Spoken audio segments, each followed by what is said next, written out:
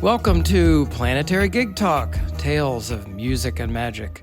I'm your host, Jefferson Glassy, Chief Spiritual Dude of the Planetary Gig Society, whose mission is creating unity through music, but as I like to say, making connections through music with the intention of bringing peace.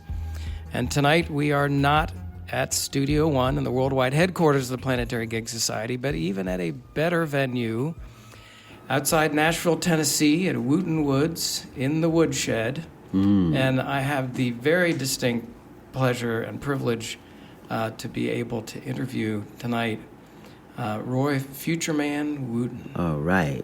Thank you so much, Roy, for being here. Well, thank you for having me. I'm glad to be here. And I do just have to say, this is interview number 100, and I am... Excellent.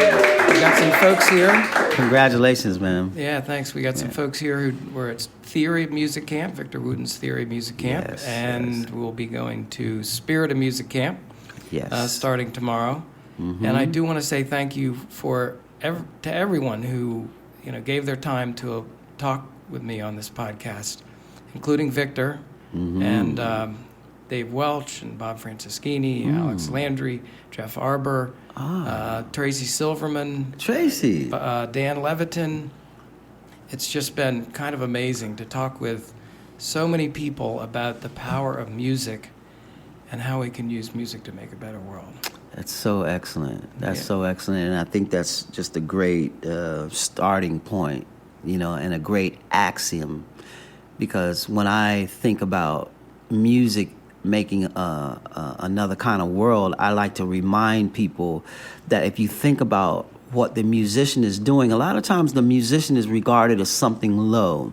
When we were in school, all our guidance counselors said, that you need to get ready to do a real job. You need to get ready to fall back, as if music wasn't something that you could dedicate your whole life to, And a lot of times the way I like to highlight, though, the gravitas of being an artist, a musician like that, is if I name a musician like Mozart, I usually ask the crowd, how many people have heard of Mozart? It could be little kids, and they all raise their hand, right? But a lot of times I'm not making this point so much to little kids, but like teenagers. And I'm saying, how many people remember Mozart, right? Now, how many people remember who the president was or who the king was during Mozart's time? Right. And sometimes, every once in a while, there'll be some nerdy person that kind of remembers it was King Louis. Okay, so now, who can you remember what that king wrote? What of significance did that king write that you can remember? Yeah. Now, what can you remember that Mozart wrote? The point is still made. There's an orchestra somewhere right now, every day, remembering what Mozart did with his music. So what I'm showing you is the gravitas, which is the one that's carrying the weight of the world. How many people remember Beethoven? Same thing. Raise your hands if you remember Beethoven. Now, who was the king during Beethoven's time? No idea. You don't even remember. No, I wasn't alive then. Right, but do you see what I'm saying? The power of art and the weight that it's carrying? Yeah. That's all I'm saying. I'm just making a point because today, people looking at CNN and you're getting distracted by what you're looking at. You're looking at the leaders, you're disappointed, you want this person, you want that person. Remember what you're trying to do with your art and your life. Because when we remember this world, after this world is long gone, it's going to be what you did with your art that's going to speak for the age. Absolutely. Politicians a lot of times saying the same thing. You get drunk with power and greed. It's like drinking wine. You got to sip that stuff, man. Right. When you get that much power, that much money, people walking around drunk. You know what I mean? Well, let me ask you, I usually ask people, where did music come from in your life? And we know about, the Wooten brothers story quite a bit. Yeah. And you were... But I'm really curious. So you were like 4, and Reggie was 5, or you were 8 and he was 10, and Reggie was. What was it? How did that go? Did you just start banging on things, or did he say you should start banging? No, on Reggie. things? With us, we just all kind of started. It was me. It was Reggie first, then me. Me and Reggie is just like 10 days less than a year. We're not even a full year apart. Was he taking music lessons or something at the time? No, it started off, we just loved music. And Reg was just always good with anything with strings on it. Right? He was just always good like that. And so I was beating on boxes and stuff. And Rudy always liked wind stuff. And we just love music. So Did you we just watch a lot of TV shows or listen to records? Not so much that. We listen to records and music and stuff. And your parents did too. Their parents listen to music around the house. A lot of music around the house. Yeah. Yeah. What did they like? What kind of?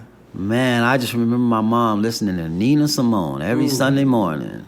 The sun's gonna shine in my back door someday. Now this is during what you have to remember is the music is helping people get through the week that they just got through. Mm-hmm. This is racial times. Yeah. Where the whole society is looking down on you if you're the wrong color. Right? My mom and them grew up where you got separate fountains. When they go to drink, the white fountains over there, the black fountains on there. When she went to school, they had to have the old books and the kids are spitting on them. And it's that kind of thing, right? So when they hear that music and they say the sun is going to shine in my back door someday, see what I mean? That's got some feeling. The music is carrying people, man. Yeah. So, you know what I mean? So you all were you just started playing music, and Reggie didn't really take lessons to be able to. Not in school. Did they give you instruments in school? No. We were in Hawaii sort of when we got it going, and in Hawaii like the ukulele. About 60 or so. 50 some. Somewhat 60 something. Yeah. But the ukulele was the instrument. So I remember I had ukulele lessons, and I would come and show Reg what we were doing in class with the ukulele, and Reg would just play circles around it. He just always could play, man. Oh, yeah, ukulele's big in Hawaii. Yeah, Jake Shimabukuru, but that was the instrument. But I would kind of show Reg what we were learning in school, and he could just could just do it. He could do it and then do circles around it. Do 10 times more than what it was. So guitar he was always had a natural affinity for the string instruments like that. Yeah, and Rudy always had the winds. And you just like to. I could always play drum. Yeah, rhythm. You know. So then Joseph came along, and then the next phase comes. You know, 3 years, and here comes Joseph, right? And so Reg is showing him piano stuff. So now how did he know I got drum piano stuff? He just knew it, right? I'm not really sure. You know why was it keyboards for Joseph? I'm not really sure. I have to ask Joseph or Reggie, why was it that? But so Reg plays guitar, I'm playing drums, Rudy plays sax. Here's Joseph keyboard. All we need is a bass player. So here comes Vic, the new brother. Yeah, and we're dude, you're gonna play bass, right? And so he was just relegated the role to play bass, and we just hoped that it was going to be a good fit. But it was a good fit. We said, we look at his hands. He actually has hands look like a bass player, and sure enough, it was a good fit. So by the time Reggie's 10, you're playing out. You're doing gigs. You're opening for Curtis Mayfield. Yeah, we're opening for Curtis Mayfield, and Vic is 5 years old. 6 years old. How did Reggie come up with the songs, or did you guys all come up with the songs you were going to do? Yeah, let's try this. Or? Yeah, we were learning stuff, off the radio and stuff like that, playing some of our original things. And see, when we came up, there was the Jackson 5 and there was us. And that was known in the industry. Here's this musical family and here's the singing family. And so even when we were with Curtis Mayfield, he was signing us to Curtom Records. And they knew the Jackson 5 were coming out with something, so they were going to try to get us to do something. You know what I mean? There was always this thing, with the Jackson 5 and the Wooten Brothers, right? We were the musical family. But I'm just glad we didn't go that crazy route. You know what I mean? Yeah. Where you just get so much fame and it's just out of control, man.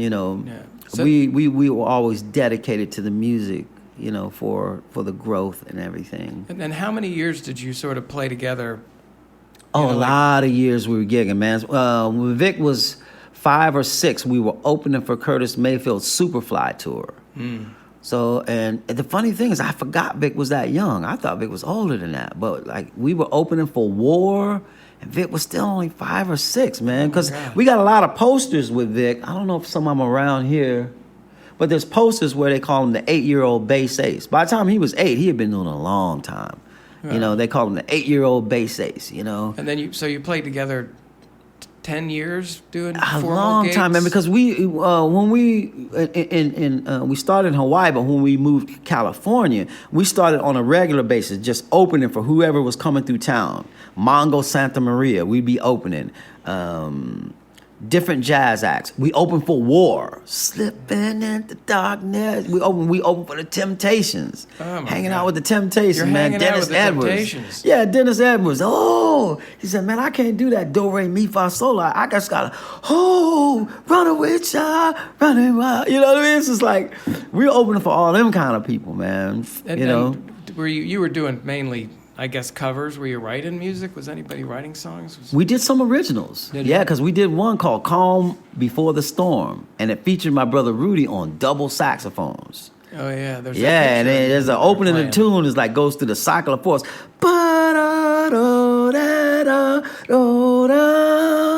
Bam! And he takes a double horn solo. And the crowd just goes crazy.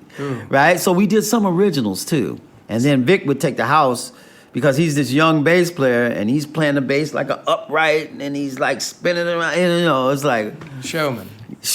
Yeah. Showmanship, yeah. And so then you were playing as a group for quite some time. But you must have been evolving also as musicians Definitely. and learning Definitely. more, because your approach and the approach here at Wooten Woods is making everything simple, looking deep into it, figuring things out. I mean, that was just...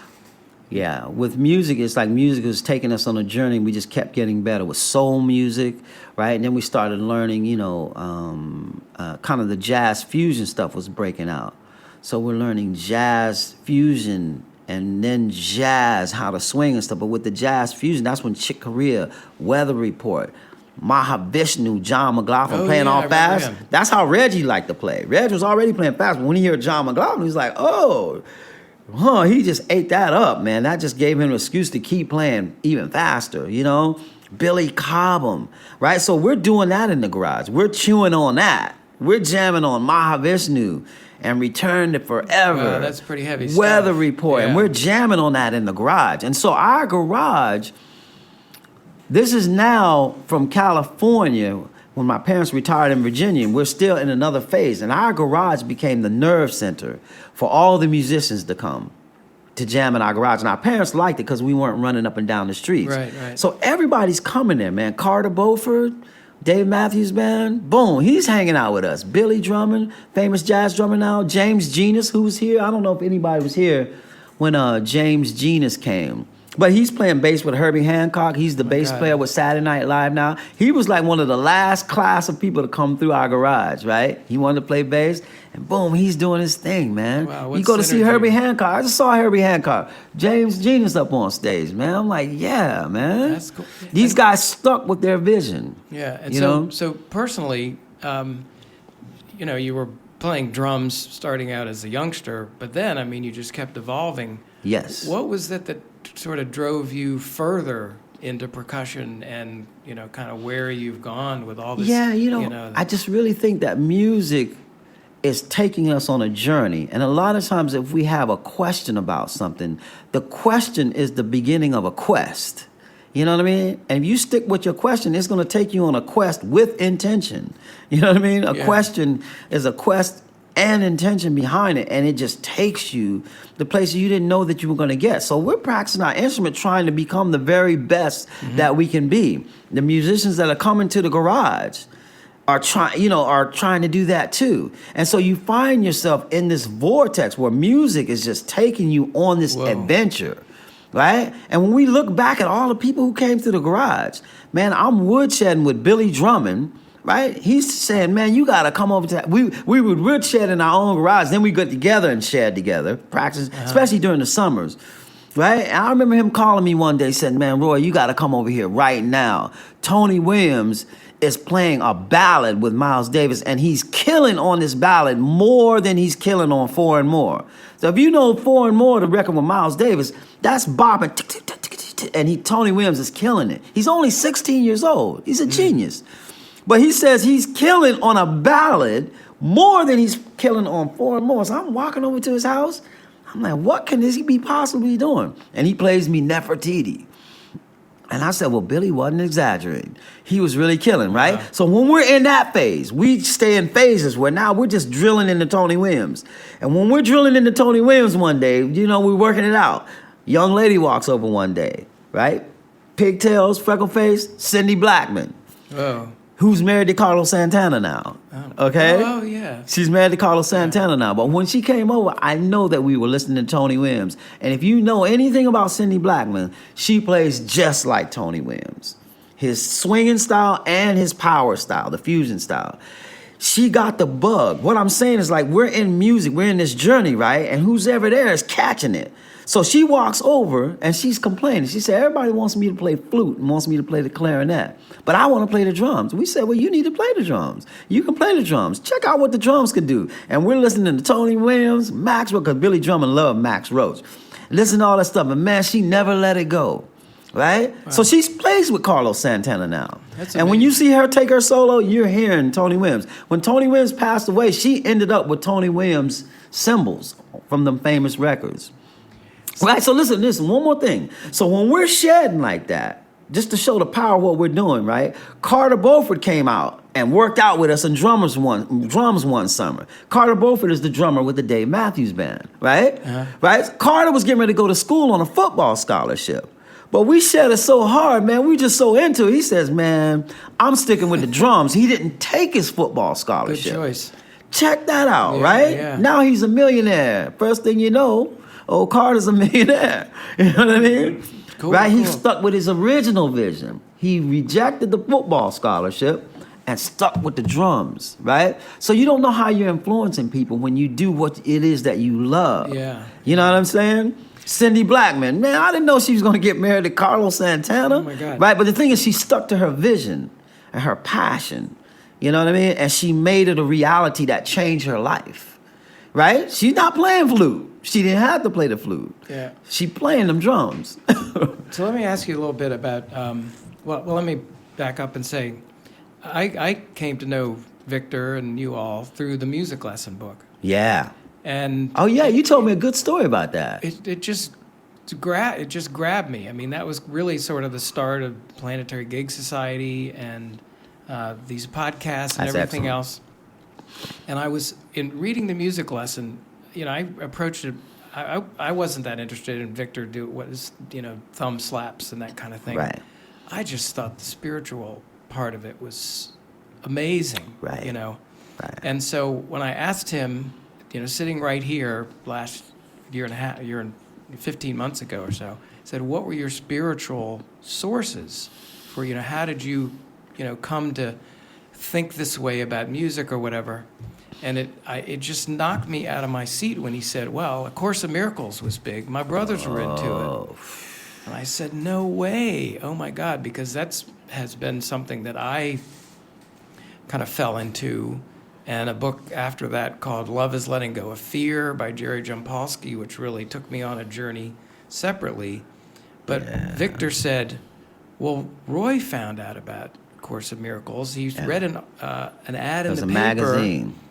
And in the magazine. Yeah, it was a magazine. And you got into it. So do you mind talking about that? And man, it's a very interesting story. It was the first time I had fasted for 3 days. It was on the third day of a 3-day fast. And if you fast, by the time you get to the third day, your mind is getting real clear. How old are you now? 16, 17?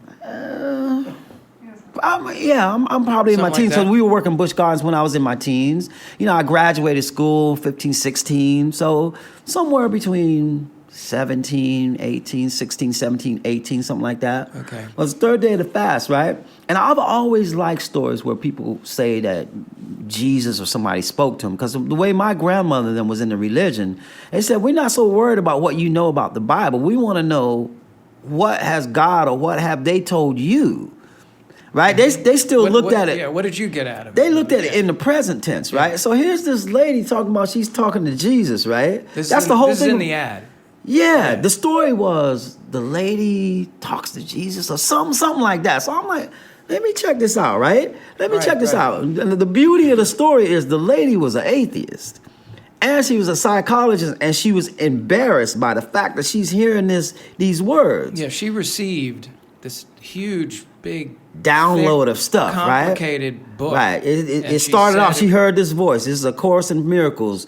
Please take notes. And she thinks she's going crazy. She talks to her boss. He says, he looks at what's right. And he says, well, I think you should continue, And she said, well, okay, as long as this is in good English and proper grammar, I'll do it, right? Uh-huh. So when I'm reading this thing, right, they have the book open in the thing, and I'm like magazine, and I'm reading. I remember calling Joe. I said, man, you got to check this out. Here's what I read.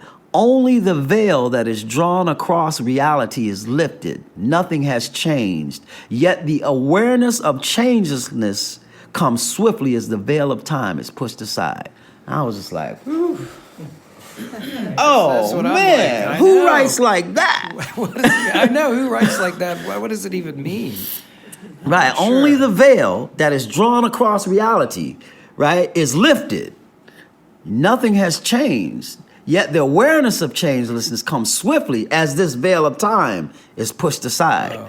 This is some transformative stuff, man. So you bought the book? Yeah, I brought the book. I was like, where do I get this book, man? Right, so now check this out. We got a writer here. I got to try to remember to bring my Course in Miracles. So I'm into Shakespeare, right? I'm talking about rhythm, right? Because I'm getting into rhythm the way Reg and them are getting into harmony. The jazz man just gets into harmony and melody in a way that's so deep. I said, man, if I looked at rhythm like that, I know I'm going to discover something profound. So I'm looking at rhythm like that. And so I learned about writing and meter and stuff like that. In the Course in Miracles, there are pages upon pages upon pages where every sentence is 10-syllable phrases. I'm like, who writes like this? It's really thick stuff. It's crazy. Like whole pages, every sentence is a 10-syllable phrase. A 10-syllable phrase is like Shakespeare. Friends, romance, countrymen, lend me your ears. That's a 10-syllable phrase. The Course in Miracles is written where like the whole page is 10-syllable sentences. I'm just nerdy counting them to even see it. Yeah. I'm like, wait a minute, this is some genius that's going down here. The course itself, there's a 365-day course, right? Yeah. And I don't remember any of them, but the first day was something like, nothing that you see is real. Yeah. Something like that. Yeah. So you read the course, you got into it. Did Reggie, Victor said that he bought the book because he wanted to be like his Maybe brothers. He got it, but I know Joseph, we a lot of us were working at Busch Gardens, so a bunch of us were at Busch Gardens, and if you're in entertainment, you got a lot of time and breaks, and so we were just kind of getting into it, having conversations. Some people were like atheists, and some people weren't, but we were just all talking about it and stuff, and if you interview my brother Joseph, you got to get him to play. When we worked at Busch Gardens, Joe wrote a song for everyone in the cast, right? He got inspired. He saw Stevie Wonder do it when Barbara Walters was interviewing him one time. And Stevie Wonder just made up a song about Barbara Walters right on the spot. And Joe just went, whoa, man. So he got that, right? And he can look at you and write a song about you. That is you. And one of the songs while we were reading the course, someone that didn't quite really believe in it, right? But all of a sudden, they had a dream. And it was like, and so Joseph wrote a song about this person's epiphany. And it was like, I found truth in a dream. Now I'm sure what life means. Eternal is your soul. That's what makes us whole. I found truth in my sleep. Now I know there's no reason to weep. And it just goes, because a soul does not die. And Joe's like, this is some Stevie Wonder, like, dropping it, like, wow, man. But this was the things that were happening as we were reading it, looking at it, and discussing it, and learning, and, seeing how it affected our lives and stuff. And so you really got into it and talked about it a lot with your brothers. And then, looking back on it, what did you take from that? What did it sort of mean? And how did it tie into music? How did it influence your music or your brother's music? See, it's funny, some of these, like the spiritual texts, what I like about them is they point you away from the world, right? Because, see, like we're in the world. The world is like a dream. When you're in the dream, you think the dream is real. Right, but then you wake up and found out that it was, yet it wasn't, but yet it was. That the Bible says that all the time. The evil that is not, yet is. That's like a dream. It's an episode that you're going through that's not real. But the definition of a dream fits the definition of this world. We were born from somewhere, we got here, and after a while, we're not going to be here. Everything about the world fits the definition of a dream. It's here for a minute, and then it's gone. Everything about this world fits the definition of a dream. So the rules of the dream work here. And a lot of times, that's how the spiritual texts are talking. See what I'm saying? Because it's like, we think the world is real, right? But think about a dream. When you dream a nightmare, you dream the nightmare. Why would I attack myself in a nightmare? Why would I dream up a monster attacking myself? Because you don't fully know yourself yet, right? Yeah. We're discovering ourselves. Someone gets in a date and they keep dating the wrong kind of person. Then they realize, wait, I've got to change something in me. And then I start attracting a different type of person. It's the rules of the dream apply here. So as it relates to music, then maybe you could get out of your own way. Yeah, because the rules of the dream is here. The counselor's telling you you're not going to be anything. You're a black kid. The cop is telling you you're nothing. They're telling you you're a second-class citizen. You're a minority. You're less. You're dark. You're bad, right? But your dream is telling you something else. See what I mean? Mm-hmm. Your dream is telling you something more than they know until you achieve your dream and they finally come around to it. Yeah. See what I mean? It's your dream. You don't let anybody change your dream. And your dream was music. Yeah, and the dream is what Bob was talking about, faith. You got to see it before it's real. Faith is deep, man, because this is Reg, right? Reg is telling me, right, like faith, a thief is a robber of faith, right? Because a thief relies on doubt, and it robs you from your dream through doubt, right? But Reg is the one who told me thief and faith is a play on the same word. Thief, faith. One's going this way. I'm like, man, how you figure that out, man? Thief, faith. But I can see how, that perspective would allow you to get out of your own way and pursue your musical dreams and not be kind of backed by. Right. One of the things, like with the Course in Miracles, you want to set your dreams and your vision. The people, whole nations perish for lack of a vision. Yeah. Right? You're following the wrong vision. You know what I mean? Society can be totally off. They're looking at you like you're nothing. You know what I mean? Like the music of jazz. They're treating this music like it's supposed to be in the whorehouse, yet this is the music that's giving the whole world the music of liberation. See what I mean?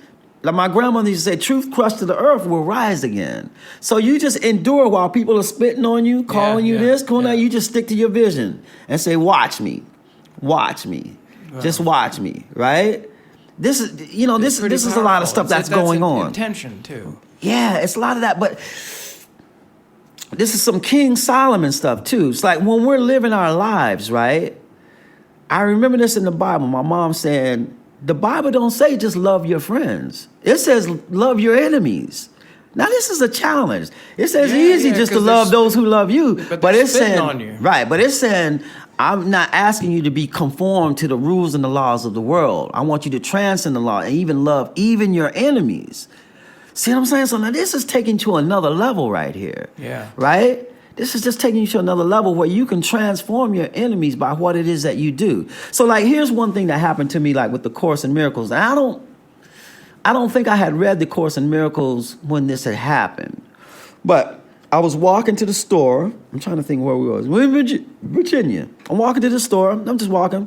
And this white little, almost a baby, little kid come run to the edge of the room going, nigger, nigger, nigger, nigger. And I'm just like, wow. And in my mind, I had a choice to get upset, but I truly felt empathy for that kid. Because I was like, that kid didn't make that up. Yeah. That kid didn't come up with that. And I'm like, man, that kid's going to live this life on the wrong track. And I really had empathy for the kid. And I just kept walking with that feeling. And as I kept walking, they came running to me to apologize. The people on the porch came running to me to apologize. Yeah. The situation and the scene transformed. The Course in Miracles is talking about stuff like that. Because if you look at the Course in Miracles, I followed up with it and got a cassette where it was like different people telling about their experiences of going through the work with the Course. Uh-huh.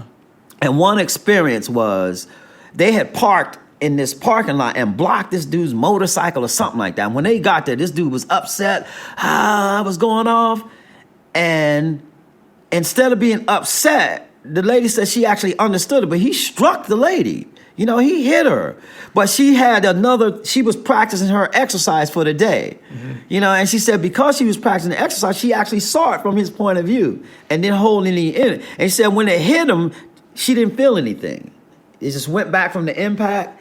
It hit and didn't feel not one thing. But when it finished, that dude came up apologizing. Yeah. You know what I mean? So it's like we're looking at it's like a dream that's affected by how we're shaping the dream, where we're coming from in the dream. Yeah. So anyway, that's what I like about it. Well, I was into the Course a little bit, but I got into this other book, and the way I thought about the Course was there's love and there's fear, and you let go of the fear side and you can have peace. And that was the Love is Letting Go of Fear book. Yeah, which was based out of Course in Miracles, right? Based out of Course in Miracles. Two emotions, love and fear. And I spent 15, 20 years trying to figure that out. And, I've written about it, and it seems to me it makes a lot of sense. But so again, when Victor mentioned that, and you're talking about it, I'm thinking, oh my God, the Wooten brothers were into Course in Miracles and this stuff. That's amazing. Mm-hmm. So you've talked a little bit about how that affected your music playing. I've also heard you talk about Morna's prayer. Ooh. And now we're talking Ho'oponopono. Ho'oponopono, right. Yes. So when did that kind of come into your awareness? Was it did you come onto that, or somebody else? And how would you explain that? See, it's deep. Folks? It's real deep because one of the things the Course explains is that there's only love and fear, right? But because the world can be messed up, sometimes love has to take the form of forgiveness in order to undo something or to let something be revealed, right? So forgiveness is at the heart. It's like the axis of the world. It's like Jimi Hendrix talks about the axis bold as love, right? It's the axis that's holding up the world, but sometimes you got to forgive, right? So I'm going to go from the Course, and then I'm going to jump to Ho'oponopono. Yep. So let's take somebody like Jesus, right? This dude is so powerful. This dude is walking miracles, right? He's got to allow himself to be crucified. Can't nobody touch this dude, right? That's the whole thing with Judas. Judas and Jesus grew up, and Judas saw the dude wither birds and make them go up, wither trees and make them go up. So he's trying to force Jesus to use his power. So he brings the Praetorian and everybody up and says, Jesus, do your thing. And Jesus said, no, man, it's not going down like that. And he felt so bad, right? For a few coins, he betrayed his friend because he knew his friend could just wave his hands and they're falling like flies. But that wasn't it, right? So now imagine yourself with that kind of power, and you're going to let yourself fulfill the story. You sitting up on the cross, right, going through all of this flesh when you could rip the thing down.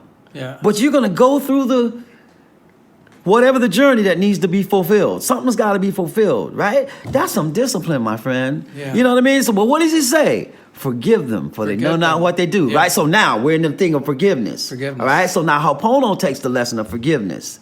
And it says, when we're forgiving, we're actually forgiving ourselves first for what's happening. Ho'oponopono is a riddle. Ho'oponopono says something happens to you and you say, please forgive me. There's 4 actions. Thank you for this opportunity, for this to come to light, to come to a head, to be resolved. I'm sorry that this happened, and I love you. You say it whether you believe it or not. You know what I mean? You say it whether you believe it or not. Now, this sounds like... Please forgive me, thank you. Yes. I love you. Well, love you's last. Even if you really hate them. I always say love you first. I don't know why. I love you. Got it wrong, please forgive me. If there's a mistake here, if we caused something, please forgive me. Thank you for this opportunity to settle this, to figure it out, and I'm sorry that this is going down. Right? If you just realize that right there, you can look at the news in a different way. People see Iraq war, we're dropping bombs, and you just walk away and say, oh man, that's messed up. And you just go on about your business. But you could say, wow, please forgive me for what's going on here. If I'm connected to this, which Ho'oponopono says, if you see it and you witness it, it's a part of your dream, and you're partly responsible or connected to it. You can actually put the energy of like, wow, I'm really sorry that that's happening. Yeah. Thank you for the opportunity. I really love you. The mistakes that have happened, and I'm sorry that this happened. If you can just say that, man, that will heal so many soldiers that come back from the war and they've killed people and they've done things because they were ordered to do so. Yeah. And they come back and their consciousness is just eating at them. I mean, that part about it where, I accept responsibility for everything that happens. Right. It's pretty powerful. You it's think, powerful. Why me? Why should I do that? But it's so freeing. Right. It is. Right.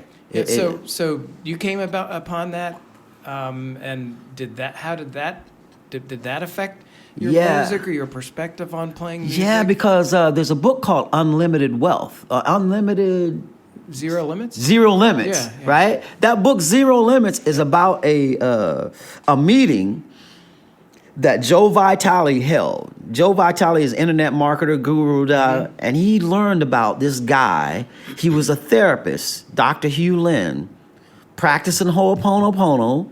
He was assigned to a violent mental ward in somewhere. They were criminals, and they were violent. And he went there, and when he left there, everyone was healed. They shut the place down. And he was like, the guy didn't see one patient. He didn't treat one person. And so Joe Vitale's like, I got to know what you doing, man. Yeah. And so he gets on the phone. He says, just, say, I love you. Thank you. I'm sorry. Please forgive me. And Joe Vitale wouldn't let it go. He said, I know there's more to it. So he took a long time to find the guy. And he just kept on until the guy started to really say what's going on, right?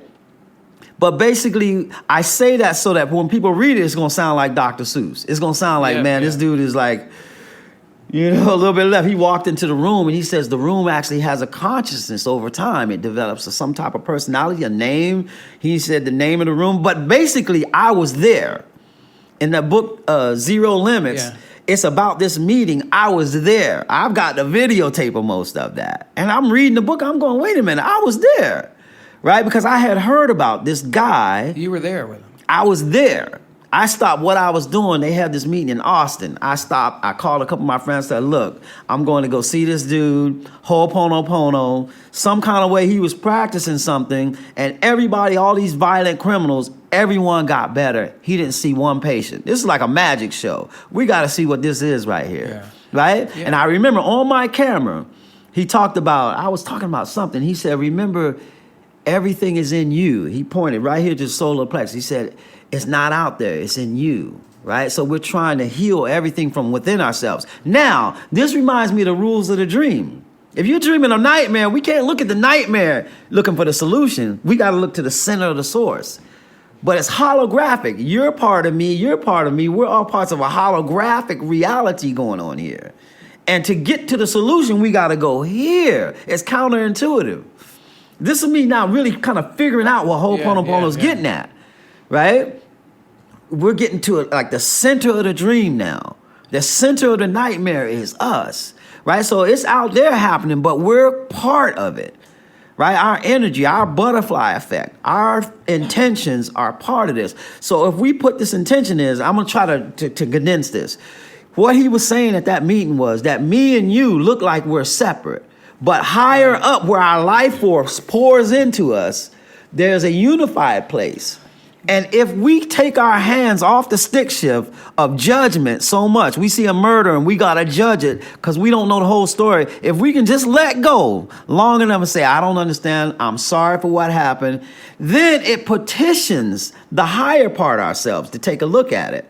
And there's a higher part, and then there's a higher part higher than that.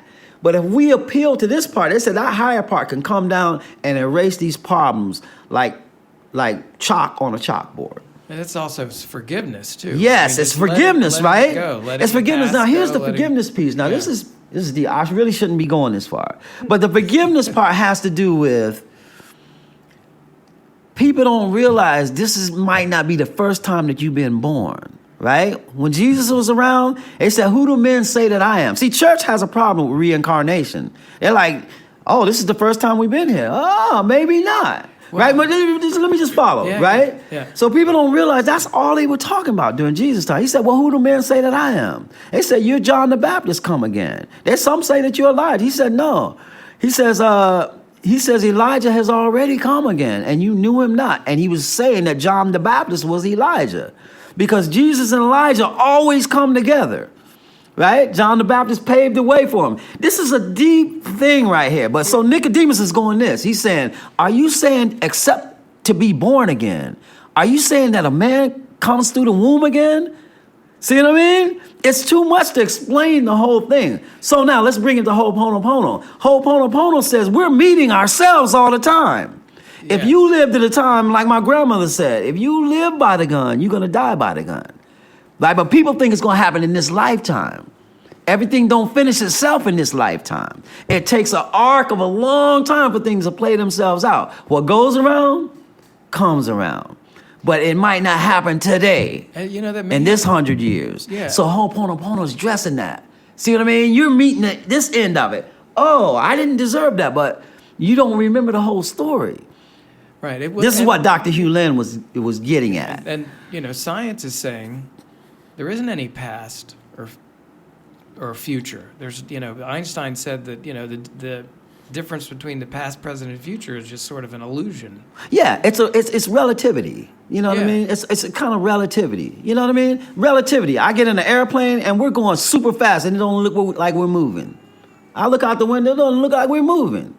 Yeah. You know what I mean? That's relativity. Yeah. So these, I just find it fascinating about how, really an amazing musician like yourself and your brothers was, because I've heard Victor at camp last year, for sure, he said something about Ho'oponopono. Yeah. And I'm like, oh my gosh, this is really, these guys are deep. This is an ancient Hawaiian art form, and it's deep, man. Because when you mentioned Mourner's Prayer, what I liked about that, she says, if I have a problem with somebody, and she just starts saying, if I or my ancestors, going all the way back to protoplasm, have ever offended you, then please forgive me now. Let it resolve here. You know what I mean? That's how they're looking at it like, whoa, man, this is like, woo. Yeah. Right? But it comes back to this, we're trying to forgive something. And a lot of times we're forgiving ourselves for stuff we don't even remember. And then it just seems to me that it ties into music. Yes, because see, the artist has the microphone. Right? A lot of times when an artist is successful, it's something other than it's something about who they are that's being magnified, that the audience is gravitating towards. It's like Dave Matthews, this real successful guy, but this guy, he's part comedian. Basically, Dave Matthews is Forrest Gump. And when I realized Dave is Forrest Gump, that's what's going on. How y'all doing out there? Y'all? You know what I mean? He's got like this jovial thing. There's a genius going on. It's carefree. He keeps you laughing the whole time. And people are gravitating to something about your whole thing that's filling up that stadium. You know what I mean? I realize that because I've been around people that have been hugely successful. And there's something in their music, but there's a vibe in there that's drawing these people to your light. Wow. See what I'm saying? So what you're developing in your character is becoming a magnet that's actually, people are drawn to what it is that you're doing, and they can be drawn to it so much that they'll help you get to where you're trying to go. Like when I was talking about free solo, this guy gonna climb El Capitan barehanded. You know what I mean? That's crazy. Yeah. Right? But his mom had to back up, right? Do you know that after he did El Capitan, he took his mom up there? Yeah, you were saying that. He took his mom up El Capitan. They did it the safe way. I wouldn't have gone with it. But his mom did that. Do you see what I'm saying? Now that's passion where she was thinking, I'm out of my mind. My son is out of his mind, and now I'm going up El Capitan. Right. So That's passion. So, you've spent your whole life with music. You obviously smart, brilliant, looked into all these things. What is that power of music? How did that come about? Why have you been doing what you're doing? Yeah. And how does it tie in with sort of your spiritual outlook on because music life? really is like music and the muses, right? Music actually was one of the 4 axioms that you would learn in school, like with mathematics, music, literature, and all that stuff. Music is one of the axioms. Now in our society, we don't respect it. It's taken out. They're taking it out of schools. But music and the muses, it connects to the muses, right? Musicians and magicians. It's not much, you know what I mean? There's magic happening here. It is absolutely magic happening. So music will take you on a journey. Now, I'm going to explain it because we're getting ready to go in the Spirit of Music camp. And for many years, I've been trying to get Stephen J. to get here. Stephen J. is a bass player for Weird Al. Yeah. You say Weird Al, you don't think much serious is getting ready to come out of that. But Stephen J. went out to live in Mali with the Dogon priests in Mali. If you don't know who the Dogon priests are, these are the priests out there in the desert, out in the wilderness, telling you everything about Sirius and Sirius A and Sirius B. Stuff that only our telescopes discovered later. And we went, how do these people know this stuff? He's living with them, Stephen J. And he's not planning to come back, right? He came down with malaria and something, so he was forced to come back. He came back, met Weird Al, and now his life took a different thing. But what he learned from the Dogon is going to help to answer what music is. The Dogon said that music is a conscious force, and what we call God is really music. Right? And I said, you mean like the Force in Star Wars? I said, yeah, music is actually it. It makes a lot of sense. So think about it. In the beginning was this frequency, the music, the Om, right? So check this out. They said that music, the same way that you know your instrument, if you play guitar or bass, you might name your instrument. B.B. King called his guitar Lucille, right? They say that inanimate matter actually has a rudimentary conscious. It's conscious, not on the same level that you are. So they said the way that you know your instrument, the instrument knows that it's being played and stuff. Just like we know the wind is blowing, we don't know where it's coming from. We know something's happening. Right. The instrument knows something's happening, but doesn't know you the way that you know it. They said that ratio is how music knows you, but you don't know music back. The same way your instrument doesn't know you. It's the same ratio. Right? Whoa, music knows who you are, right? And now when he said that, I thought about what called you to do music? Dogon says music called you to do music. This is almost religious, right? I'm saying, okay, so music is like this God force. It makes more sense. In the Bible, God calls the prophets. Yeah. Right? So music is calling the artists. A lot of times you've been called to do this because you talk to musicians. You've sacrificed more than anybody could pay you to develop what you've done, whatever you're doing in music. The risk that you take to do it, right? Something is compelling you to do it. The Dogon said this music is compelling you to do it. You know what I mean? And so I'm just like, maybe that's the answer to your question. Why am I doing this? Music is calling you to do this. Music is calling you. And when you open yourself to music and let yourself go. Yeah. Well, and it may have to do with what you talk about in terms of finding your voice. Yes, because when you join music, music joins you, right? And it begins to you begin to be able to speak your voice. Even if you're old, in the old folks' home, there's a movie called Alive Inside. You put whole headphones on someone who's not communicating anymore, but you play their music. Man, you look at that documentary called Alive Inside. People been in a wheelchair, get up and start dancing. You know what I mean? Yeah. Dude never started talking. What he said was so heavy. It was so heavy what the dude said. He never talked before. And that before. movie about Glenn Campbell, too, when he had Alzheimer's, and that he kept playing on tour because the music would keep him going, allow him to do that. So, but, I think that music has actually called it, because we just love music, man, when we were kids, right? And so we dedicated our lives to it. Counselors, everyone trying to tell you get a real job. What are you going to do with it after music? We're like, no, we're not going to do anything after music. This is what we want to do. Everyone's trying to discourage you. You got to go get a real job. Now we're in the age of AI, and music is one of the things that's going to last after artificial intelligence takes a lot of the machine jobs. Yeah. Music is something. What it means to be human and your artistry is powerful. You know what I mean? And it's something that ages will remember if you just concentrate on what it is that you have to say. So how do we tap into this? How do musicians, how do non-musicians, how does everybody, how can we use this power that is music, that is an entity or whatever it is, I think to help overcome some of this craziness? I just think that, again, like even with the Course talking about love and fear, some people are afraid of their truth. See what I mean? A lot of times music might be whispering you a type of music that we ain't heard before. It's like, well, I don't know if I have enough courage to put that out. You know what I mean? Think about John Coltrane doing a Love Supreme. It didn't sound nothing like A Kind of Blue. It didn't sound like nothing else before. It takes some type of confidence and courage to be prolific. Like when Vic says, I want you to play bad, he's just freeing you up to let it out. Just let it out with no cares. And a lot of times your prolific zone starts to show up. Yeah. So I think that a lot of times your genius is residing in you, right? But it's in a comfortable place. And you got to get uncomfortable for it to come out.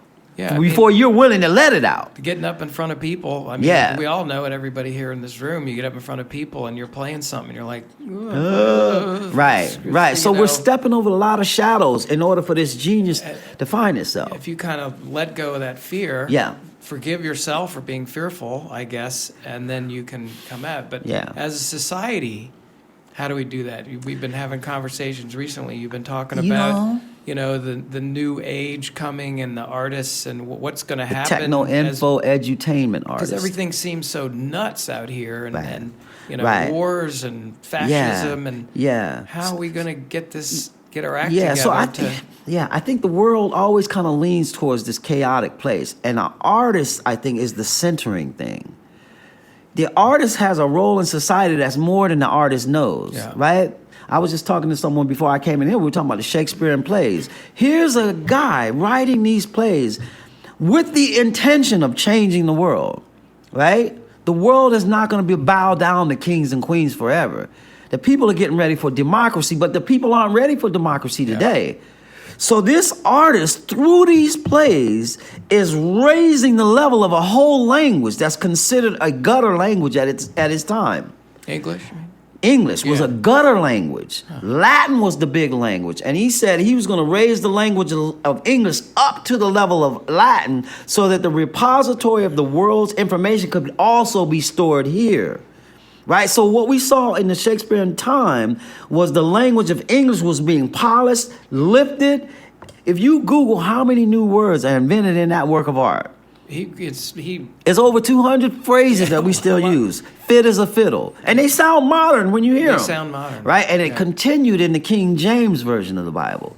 Whoever did the Shakespearean plays was responsible for creating the order of the King James Bible. Shakespeare was very lyrical, rhythmic. Yes. I interviewed a guy, Alexander Savronsky, whose big thing is how Shakespeare used music in his plays. I didn't even really know that. Yeah, was the meter, the law of meter is all throughout them plays. But musicians too, in the way that it happened. So it almost sounds like if you pull together Course in Miracles, Ho'oponopono, and what we're talking about now, it's like you almost have, as an individual, an obligation. I mean, you're responsible for the whole, the world and what we can do. I mean, artists can kind of take that on. Yeah, it's almost like, a lot of times if you're an artist, the world is just underestimating what you do. We're not even going to support it in the schools. MTV, we're not even going to do music anymore. We're going to do reality show. You know what I mean? Yeah. There's just no respect for this thing, right? But it's the heaviest thing, man. It's the heaviest thing. It's the heaviest thing. Well, we're created by vibration. I mean, Nada Brahma, the world is sound. Yes, everything in the world in the universe is created from sound. Right. So if we follow that, right? See, what happens is music is actually more than music. If you hit a tone next to a glass plate with sand or flower pollen, you hit the tone and you're going to see an architecture. So now music and architecture go together. This tone is associated with a symbol, which could be an alphabet as well, right? But there's an architecture. So music and architecture. So in the beginning, the reason why sound and the word and the vibration and the rhythm, because that is the only thing that can create order in a weightless thing. In a weightless thing, you're not building buildings like this. Everything is doing that. The only thing that will create cohesion and order is frequency. To make things come in the right form. Yeah, that's profound, man. It's like, in the beginning was the ordering principle, Yeah, the word. Yes. The sound. Yeah, because we say word, right? But the word is something we hear in the atmosphere and space. You don't hear nothing, right? So they're still getting at frequency. But the word is slowed down, sped up rhythm. Right. So we're just talking about invisible motion. In the beginning was the beat, was the groove. Yeah, right. And whatever that groove was, the ears hear the beat. The eyes see the beat. It speeds up and becomes light. Now we're seeing that rhythm. I know. See what I'm saying? What does blue sound like? Well, some people, you have to ask people who are, what do they call Synesthesia. it? Synesthesia. Yeah. They can taste it and stuff like that. Yeah. Those are valid questions, But my thing is that music, what we're dealing with is something that has maybe even a sacred quality to it. And so as we go in the spirit of music camp, we're going to get to show even the symbols of music. When we look at the bass clef is not just a bass clef. The bass clef is the exact shape of your ear. Yeah. Right? right? That exact shape is the exact shape of the ocean wave when they're surfing the ocean wave. From top down, it's the exact shape that a tornado takes. It's the exact same when you flush the toilet that it takes, right? This is a principle. And it's feminine. Yes. Why would that be in the symbols of music? Right? I think when we're dealing with music, you're actually dealing with the theory of everything. Scientists are always looking at for this. Einstein, E equal MC squared. They're all looking, how does this all tie up into a bow? But I believe that it's in the realm of music where it's all going to tie together. Yeah, so because sound is where it's all coming together. So with this chaotic work, maybe this is where we can begin to wrap it up here, but yeah, in this chaotic world that seems to not have any order, but we do feel that music gives, and vibration and frequency gives it a power and whatever. Yeah. How are we going to get there? I'm going to say it's vibration and it's also your intent, because if you look at Dr. Emoto and he freezes the water based off of what you think into the water. I'm thinking something to the water. Right? And then they freeze it, and the crystals arrange themselves based off of what you thought to the water. Have you heard of that, Dr. Emoto? What's his thing? Dr. Emoto, right? He'll take the water, he'll put a sign on it that says love. He'll put a sign on it that says hate, and freeze the water. And the water crystals will arrange themselves in order or grotesqueness based off the intention that you put to the water. Right? Well, that makes sense. This is some, right? Remember that we're mostly water. Yeah. So our intentions are affecting all the water that's pumping through us right now, through our brain. Our intention has something to do with this too. It's not, so there's vibration and our intention behind it. And so a lot of times when I see superstars, I not only see them, but I see there's an intention back there. There's some kind of intention a lot of times. That's the reason why they were just playing clubs and now they're playing stadiums. You know what I mean? It's maybe if you take a collective intention of, starting with musicians and artists, we can really... I think so. And this is good what you're saying, because what happens is a lot of times if you see one artist, an artist gives permission for you. You say, well, wow, if he could do that, that gives me permission to try to do my thing. You know what I mean? Yeah. See, and I want to go back to this music thing. See, I've been around a lot of people, seeing them go from zero to everything. Like, I'm going to go back to Carter Beauford, playing with Dave Matthews. He's hanging out playing drums with me and Billy Drummond. He doesn't take his football scholarship, says, I'm going to stick to the drums. But for many years, he was still hustling. He was substitute teaching. We would come with the Flectones and come through Charlottesville. Carter was always so busy, he couldn't even come to the gig. He would always come while we were breaking down. Really have to hustle. Right? But so finally Carter got the gig with Ramsey Lewis, BET. It was like, wow, Carter got a nice gig, right? But Carter said, man, this is a guy from South Africa, and he's auditioning for us to help him with his music. That was a sign right there that a musician had the foresight to audition for some bad cats to help him get his music together. Mm-hmm. And Carter said, I think we're going to help him, right? And then as they got together, he said, man, I think we got something, right? So now here's the courage. Do you have the courage to live up to your genius? He says, we got something, but he got Ramsey Lewis. He's like, am I going to go right or left? Am I going to get out here, get in the van, let go of the Ramsey Lewis gig? So he brings their tape to Ramsey Lewis. He said, Ramsey, this is what I'm doing. What should I do? Ramsey hears the music. He said, man, you got to do this. This is good. He says, you got to do this. He said, look, if this doesn't work out, you can come back and we'll still be playing the same tunes.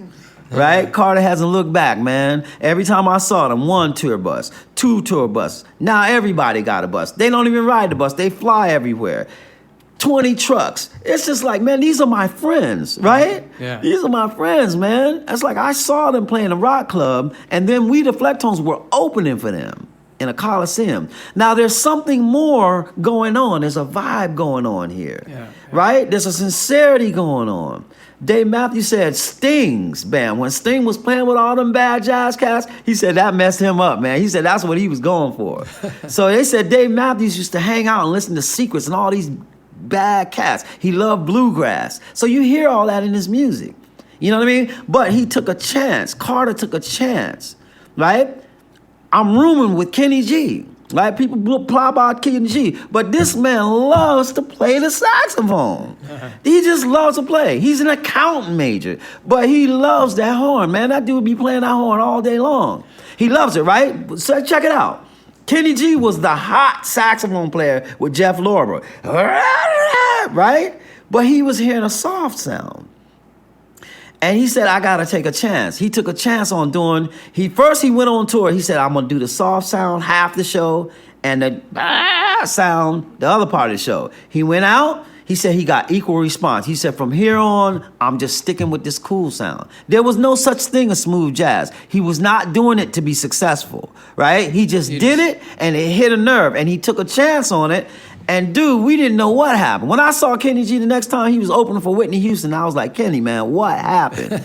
And he was like, man, I don't know, but I can get Clive Davis on the phone now. Wow. See what I'm saying? So what I'm saying, the moral of the story, everybody's on the sidelines going, Kenny G's not real jazz and all that. The man took a chance on something. See what I mean? He took a chance. It was a courageous thing to say, look, right? He recorded with his own musician and put it out there. He played that stuff for me. When he said, what do you think? I didn't really think all that much of it. But I said, Kenny, look, if this is you, that's the important thing. He found his voice. See what I'm saying? So what I'm saying, the moral of the story, a lot of times you see artists out there, and the reason why that crowd is there is not so much about the music that you love or don't love, that they had the courage to even put it out there and go for what their voice was asking them to do. That is the moral of the story. And he did it, right? I remember, man, he played that music for me, and I was like, it's okay. Then I heard it on the radio in my car. I went, wow, that's that same tune. Sound kind of okay. But it was getting huge. But the moral of the story was he stuck with it. That's why I told him, I said, Kenny, man, if this is what you're hearing, you got to stay true to you. That's the moral of the story. So that's what I'm saying. You know, what can artists do is your genius is in there. Follow your nose. Right, but you're developing yourself. You're developing your character. You're developing your courage so that when you meet your genius, you won't run. You know what I mean? That's half of it, right? Sometimes you need a mentor that say, don't run away from this. Don't run away from your genius. Sometimes you got somebody from the outside got to tell you, dude, what you're doing is genius, man. You think it's just natural. And if you want to do it, go for it. Right, so that's my thing. You know what I mean? Like encouraging people. Yes. Man, know thyself. Ancient axiom. That's a challenge to know yourself, right? To know yourself and let that self out. But that self that you get to know can be scary because it's asking you to do something way beyond your job. Dude, I got my job. I got my paycheck. But your thing is asking you to do something your job don't know nothing about. Am I going to leave my job and do that? Listen to what I'm saying here. Frank Gehry. Right? He's an architect. He makes buildings that go like this. Everybody else is printing, and he's writing cursive writing with his buildings, right? But he's an architect. He says, look, man, I'm hiring people with families. Am I going to risk what I see to make buildings like this? That's crazy, right? So there's a heroic journey for an artist to attempt to do buildings the way this man is doing. That's the moral of the story that I'm trying to leave with people. You got that in you, but you might run if you're not ready to see it. If you haven't developed your courage and just your vision to know that it's worth what I'm trying to do. Now, am I going to risk my comfortable job to say what I got to say? Everybody's might not be ready to do it. But it's a hard thing to know your voice. But you say, you know, once you find your voice, that's it. And that's all the power you need. So, and sometimes, like, you might not see it, but it might be somebody else that sees it. See what I'm saying? It's kind of like a coach or a mentor sees something in you that you don't see. That kind of thing. And so, you know, you're just taking cues. Life is whispering at you all the time. It's whispering at you. You know, it's worth what it is that you're doing. It's worth it. So any musicians out there, just keep on going, right? Yeah, because I'm going to tell you this before we end. So here we are, we're the Wooten brothers, right? We always were the music family. The Jackson 5 was the entertainer family thing. We were the serious musician guys. But when we went to Arista Records and the producer, Kashif, who's no longer with us, when we got on that record, we got our own songs and we're playing it. But before the song is over, he's replacing the guitar player with somebody else. It's not Reggie. Then all of a sudden he's replacing, this drum machine. Then all of a sudden Vic is barely on the record. He's on one song at the end of the record. Wooten Brothers record? On the Wooten Brothers record. It's called The Wootens on Arista Records. But we're barely on the record. Vic's on one song. Now, do you think we were happy about that? No. We were not very happy about that, right? Now the whole world understands why we weren't happy. Do you think the Kashif is proud that he took the number one bass player for a lot of people for many years off that record? He can't be proud of that, I wouldn't think right? so. So what happens is you stick to what you're doing. When Vic got taken off the music, he didn't quit. See what I'm saying? Yeah. You're not supposed to quit when you get hit. You just keep going. And he said, just watch me. Yeah. Watch me. So watch me. You try to squash you, but watch me. Yeah. Right? And we outlast them, right? We outlast the record company. Yes. The record company's not there no more, but we're still here. So See what I'm saying? Yeah. So maybe the moral of the story is, or what I would say is, if we think we can make a better world, if you want to give it a try, if you can be a good musician, Have just faith. keep doing it. Have faith. That's faith. Yeah. So. Faith is the stuff in the unseen. You got stuff in you that it's worth for you to get your stuff together. Yeah. It's worth it, the effort that you're taking to whatever you got to say. Because you might be just getting something together to pass on to somebody else. There might be an insight that you have that you're passing on. Just like here at this camp, Vic had a thing, they're studying tracking, and the guy brought his little brother, and his little brother's all bored. Man, that little brother ended up tracking insects. He's the expert on insect tracking, right? You just don't know. So that's what's beautiful about this camp. Everybody's getting fired, and we know some people are coming back with gifts. Because people got gifts in them. Yeah. We're just lighting a fire. I give you a piece of the fire, I lost nothing. We just got more fire. I give you some of the same fire. I didn't lose anything. We just got another fire. I give you some of the fire. I didn't lose anything. We just got more fire. That's what's happening here. Right? Everybody's got the fire. And once that fire gets going, you get blazing, you just got to get out the way. Yeah, so we know that, man. When you get on your thing, you just got to get out the way, man. It's beautiful to see that. Well, it's beautiful what we've had here. It's a great theory camp. Looking forward to Spirit Camp. It's so great to talk with you. And thank you so much for sharing your knowledge, wisdom, insight. Really appreciate it. Look forward to talking more. Well, great. And if people want to stay in tune with my rhythm journey, I'm going to be doing an online rhythm class where we're just talking about going deep dive into rhythm.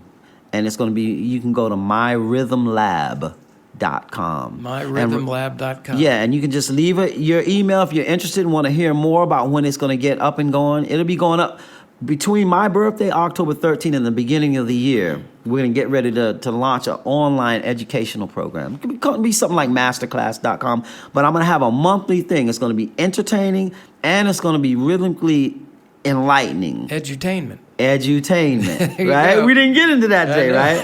But edutainment. Right. Technology, information, and edutainment. That's where we're going. That'll where we're going. Next thing we talk about. Yes. Man, thank you so much, Roy. Futureman. Thank you really very much. Appreciate it. Thanks. Good to be Thank here. you all for being here. All right. Thank you.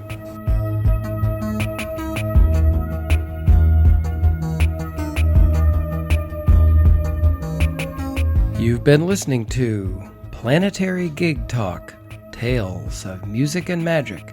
I'm your host, Jefferson Glassy, Chief Spiritual Dude of the Planetary Gig Society. We talk with musicians and others about the power of music and how we can use music to help create a better world. Please check out our website, www.planetarygigs.org, for information about some of the organizations promoting music and musicians, resources about the power of music, books, movies, articles, including new research on music and the brain.